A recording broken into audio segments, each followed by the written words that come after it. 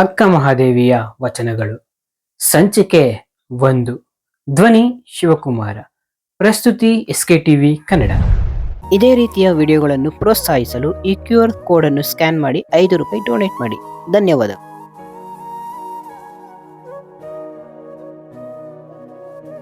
ತುಂಬಿದದು ತುಳುಕದು ನೋಡ, ನಂಬಿದುದು ಸಂದೇಹಿಸದು ನೋಡ, ಒಲಿದುದು ಒಸರಿಸದು ನೋಡ, ನೆರೆಯರಿದುದು ಮರೆಯದು ನೋಡ. ಚೆನ್ನಮಲ್ಲಿಕಾರ್ಜುನಯ್ಯ ನೀನೊಲಿದ ಶರಣ್ಗೆ ನಿಸ್ಸೀಮ ಸುಖ ನೋಡಯ್ಯ. ನೋಡಿ, ಈ ಒಂದು ಸುಂದರ ವಚನದಲ್ಲಿ ಅಕ್ಕ ಮಹಾದೇವಿಯರು ಹೇಳ್ತಾ ಇದ್ದಾರೆ, ತುಂಬಿದ ಕೊಡ ತುಳುಕುವುದಿಲ್ಲ, ಒಲಿದಿದ್ದು ಆಧಾರವಾಗದೆ ತಪ್ಪಿಸಿಕೊಳ್ಳದೆ ದೃಢವಾಗಿ ನಂಬಿದ್ದರಿಂದ ವಂಚನೆಯಾಗೋದು. ಚೆನ್ನಮಲ್ಲಿಕಾರ್ಜುನನ್ನ ಒಲಿಸಿಕೊಂಡ ಶರಣ್ಗೆ ಸುಖದ ಹೊರತು ಮತ್ತೇನೂ ಇರುವುದಿಲ್ಲ ಎಂದು ಈ ಒಂದು ವಚನದಲ್ಲಿ ಹೇಳಿದ್ದಾರೆ.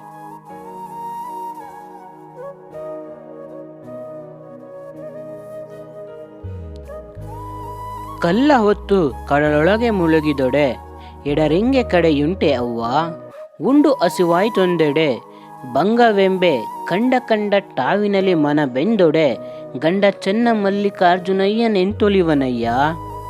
ನೋಡಿ, ಈ ಒಂದು ಸುಂದರ ವಚನದಲ್ಲಿ ಅಕ್ಕ ಮಹಾದೇವಿ ಹೇಳುತ್ತಿದ್ದಾರೆ, ಸಮುದ್ರದೊಳಗೆ ಕಲ್ಲು ಕಟ್ಟಿಕೊಂಡು ಮುಳುಗಿದರೆ ಈಜಿ ದಡ ಸೇರುವುದುಂಟೆ, ಉಂಡು ಹಸಿವಾಯ್ತೆಂದರೆ ಶರೀರ ಭರಿಸುವುದುಂಟೆ, ಕಂಡಲ್ಲಿ ಮನಸ್ಸು ಅಲೆದಾಡಿದರೆ ಚೆನ್ನಮಲ್ಲಿಕಾರ್ಜುನನು ಸುಪ್ರೀತಗೊಳಿಸುವುದಾದರೂ ಹೇಗೆ ಎಂದು ಅಕ್ಕ ಮಹಾದೇವಿಯರು ಶಿವಶರಣರಿಗೆ ಬೇಕಾದಂತಹ ಮನೋದಾಂಡ್ಯದ ಕುರಿತು ಇಲ್ಲಿ ಹೇಳಿದ್ದಾರೆ.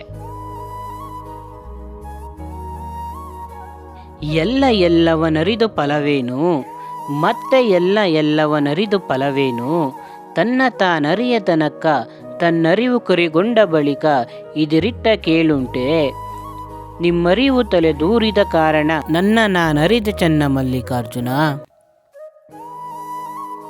ನೋಡಿ, ಈ ಒಂದು ಸುಂದರ ವಚನದಲ್ಲಿ ಎಂತಹ ಅದ್ಭುತ ಅರ್ಥವನ್ನು ಒಳಗೊಂಡಿದೆ ಎಂದು. ಎಲ್ಲ ವಿಷಯಗಳಲ್ಲಿ ಜ್ಞಾನಿಯಾಗಿದ್ದು ಫಲವೇನು, ತನ್ನನ್ನು ತಾನು ಅರಿತುಕೊಳ್ಳಲಾಗದ ಬಳಿಕ ತನ್ನ ಕುರಿತಾದ ಅರಿವು ಗಟ್ಟಿಗೊಂಡ ನಂತರ ಎದುರಿಸಿ ಕೇಳುವವರು ಯಾರು, ಅವರು ಯಾರ ಅಭಿಪ್ರಾಯವನ್ನೂ ಕೇಳಬೇಕಾಗಿ ಬರುವುದಿಲ್ಲ. ನಾನು ನಿನ್ನನ್ನು ಅರಿಯುವ ಪ್ರಯತ್ನದಲ್ಲಿ ನನ್ನನ್ನು ನಾನು ಅರಿತುಕೊಂಡೆನೆಂಬುದಾಗಿ ಅಕ್ಕ ಮಹಾದೇವಿಯರು ಅಭಿಮಾನದಿಂದ ಹೇಳುತ್ತಿದ್ದಾರೆ.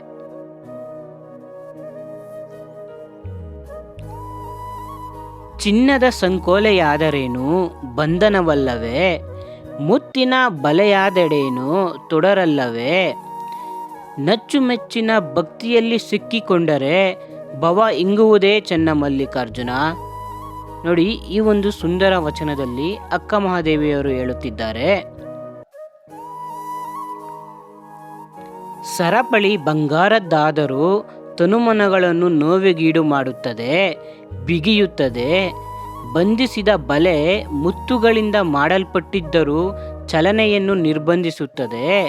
ಹಾಗೆ ಸಮರ್ಪಣಾ ಭಾವವಿರದಿದ್ದರೆ ಭಕ್ತಿಯು ಬಂಧನವೆನಿಸಿ ಮತ್ತೆ ಲೌಕಿಕಗಳಲ್ಲಿ ಬೀಳುತ್ತದೆ ಎಂದು ಇಲ್ಲಿ ಹೇಳಿದ್ದಾರೆ.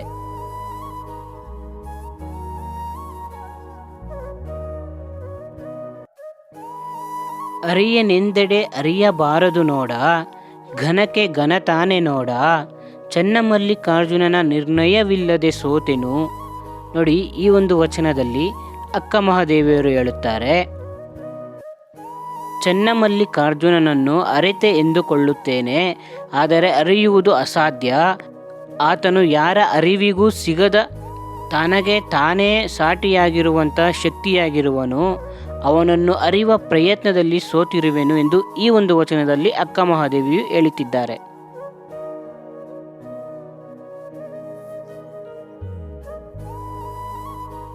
ಎನ್ನಂತೆ ಪುಣ್ಯಗೈದವರುಂಟೆ, ಎನ್ನಂತೆ ಭಾಗ್ಯಗೈದವರುಂಟೆ, ಕಿನ್ನರನಂತಪ್ಪ ಸೋದರರೆನಗೆ, ಏಳೇಳು ಜನ್ಮದಲ್ಲಿ ಶಿವಭಕ್ತರೇ ಬಂಧುಗಳೆನಗೆ, ಚೆನ್ನಮಲ್ಲಿಕಾರ್ಜುನಂತಪ್ಪ ಗಂಡ ನೋಡ ನನಗೆ.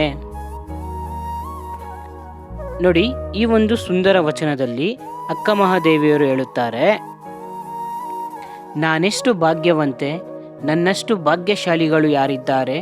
ನನಗೆ ಶಿವಶರಣರೊಂದಿಗೆ ಶಾಶ್ವತ ಬಂಧುತ್ವ ಬೆಳೆದಿದೆ. ಸಾವು ಕೇಡುಗಳಿಲ್ಲದ ಚನ್ನಮಲ್ಲಿಕಾರ್ಜುನ ನನಗೆ ಪತಿಯಾಗಿರುವನು. ಇಂದು ಇದ್ದು ನಾಳೆ ಕಳಚಿಕೊಳ್ಳುವ ಸಂಬಂಧಗಳತ್ತ ನಿರಾಸಕ್ತಳಾಗಿರುವ ಮಹಾದೇವಿ ಎಂದೂ ಮುರಿಯದ ಸಂಬಂಧಗಳಿಂದ ಸಂತೋಷಳಾಗಿದ್ದಾಳೆಂಬುದು ಈ ಒಂದು ವಚನದ ಅರ್ಥವಾಗಿದೆ.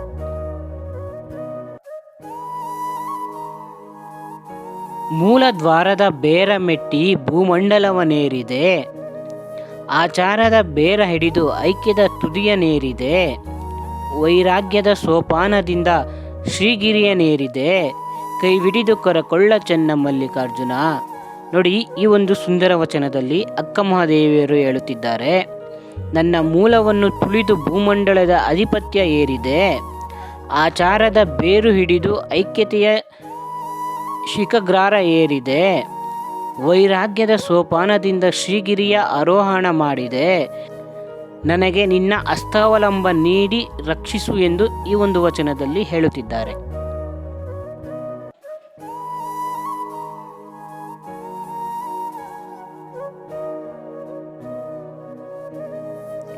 ಹುಟ್ಟಿದ ಯೂನಿಯಲ್ಲಿ ಹುಟ್ಟಿಸಿ, ಬಾರದ ಭವಂಗಳಲ್ಲಿ ಭರಿಸಿ, ಉಣ್ಣದ ಊಟವನ್ನುಣಿಸಿ, ವಿಧಿಯೊಳಗಾಗಿಸುವ ಕೇಳಿರಣ್ಣ. ನೋಡಿ, ಈ ವಚನದಲ್ಲಿ ಚನ್ನಮಲ್ಲಿಕಾರ್ಜುನನ ಸಿಟ್ಟು ಸೇಡುಗಳನ್ನು ಕುರಿತು ಎಚ್ಚರಿಸಿದ್ದಾಳೆ ಅಕ್ಕ ಮಹಾದೇವಿ. ಮಹಾಕೋಪಿಷ್ಠನಾದ ಶಿವನು ತನ್ನವರು ಪರೇಕಿಯರು ಎಂಬ ಭೇದವೇ ಇಲ್ಲ. ಮತ್ತೆ ಮತ್ತೆ ಜನ್ಮಗಳನ್ನು ನೀಡುವನು. ಬೇಡವೆಂದರೂ ಭವಬಂಧನಗಳಲ್ಲಿ ತೊಳಲಾಡಿಸುವನು. ಇಷ್ಟವಿಲ್ಲದ ಕಾರ್ಯಗಳನ್ನು ಮಾಡಿಸುವನು. ತನ್ನ ಆಪ್ತ ಬಂಟ ಭೃಂಗಿಯ ಚರ್ಮವನ್ನೇ ಕಿತ್ತು ಈಡಾಡಿದ ಚನ್ನಮಲ್ಲಿಕಾರ್ಜುನ ಎಷ್ಟು ಕರುಣಿಯೋ ಅಷ್ಟೇ ಉಗ್ರನು ಎಂಬುದಾಗಿ ಇಲ್ಲಿ ಎಚ್ಚರಿಸಿದ್ದಾಳೆ.